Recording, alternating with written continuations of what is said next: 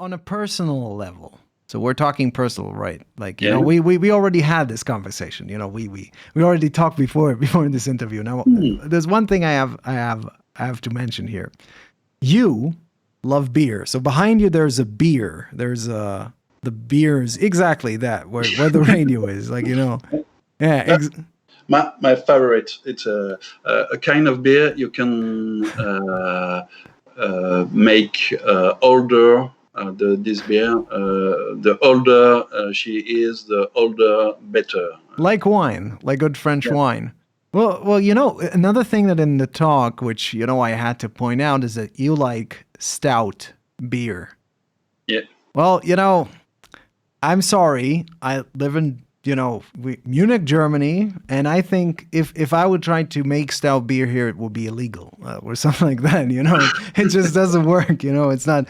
It just doesn't work like that. Well, there's actually a law, some kind of what a beer constitutes in Germany. It's called the Reinheitsgebot, and that's a thing. But I love beer myself, and I love the German beers. They're all sweet. Stouts are not sweet, right? They're not. Oh, so, some stout can be really sweet. I think a Canadian one, Dieu du Ciel, or Débauche, Oh, look at La that. Débauche, a French beer from Angoulême. It can be sweet. Like in Germany, a Schneider Weiss make a strong beer, strong black beer with a sweet taste. Very, very good one. Well, how do you find all these beers? You're probably we talked about this. You're using an app. You're using Yeah, an app, right? yeah, So yeah. You know, I'm using Untapped. Untapped. Untapped. How does that? I mean, does it list all beers sorts that you have, and it's It's very interesting because Untapped is a collaborative application oh you can use on your smartphone on the web, and you give an appreciation, the taste, a note to the beer you have tasted, okay. and it allow your community to know what do you think it's the best product, to know where to find them, to share knowledge and experience. And so the application allows the brewer, the bar, to know what people like or dislike and why. Oh And it's very interesting because it's continuous improvement, like between producer and consumer. oh. And this kind of relationship can be applied on different sector. Oh, that's actually not very different than a collaboration of what this whole thing is about. But going back to beers in the sense that I'm not a stout fan.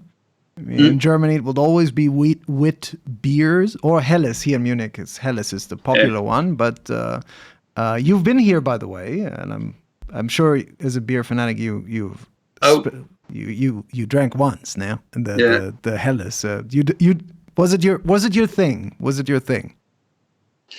Oh, I find some else very fine. It's much fine than stout. It's very Brutal. delicate. It's You're right. No, you're right. You're right. That's not because if there's something that I like about the hell, it's that it really goes light in comparison to the more witty beers that we like. If you would say the Weissbier, the wit beer, or that you have in comparison to others that are like, for example, Belgian beers, very well known, and they're always very heavy. So they're very specialized with food, and at least in my taste, but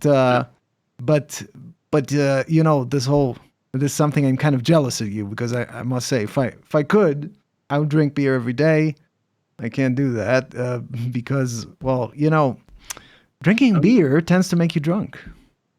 Oh. And that doesn't go well with my work all the time. It's the weekends that I use those things. And what I think it's very interesting with the new brewer is beyond the flavors, the perfume, the taste.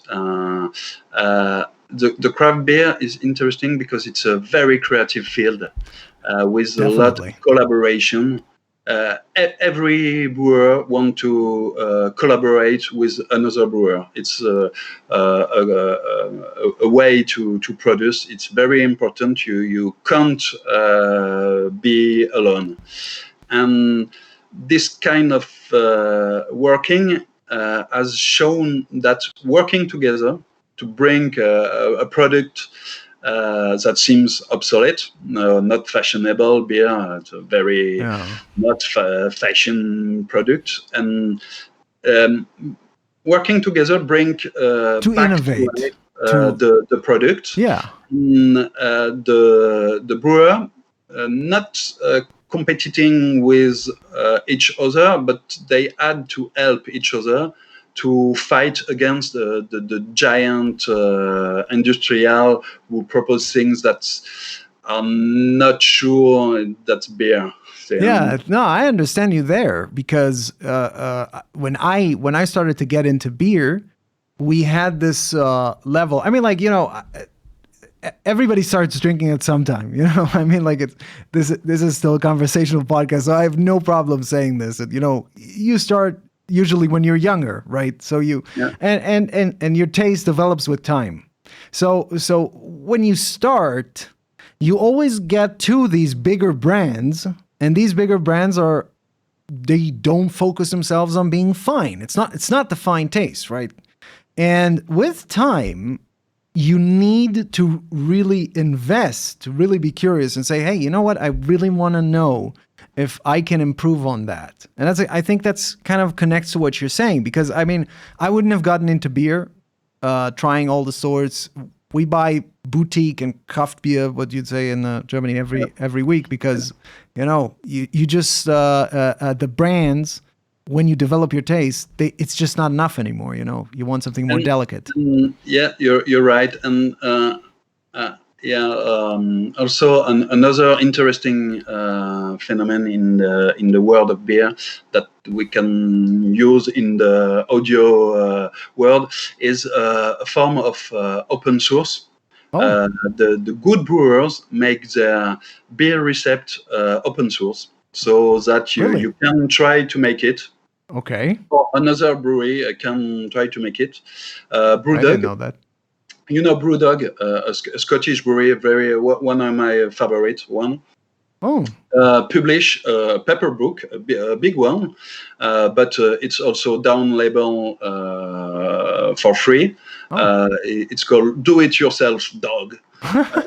And in 100 of their best recepts, very, very specific, and it's to do best beer every day, and it's working together to win market.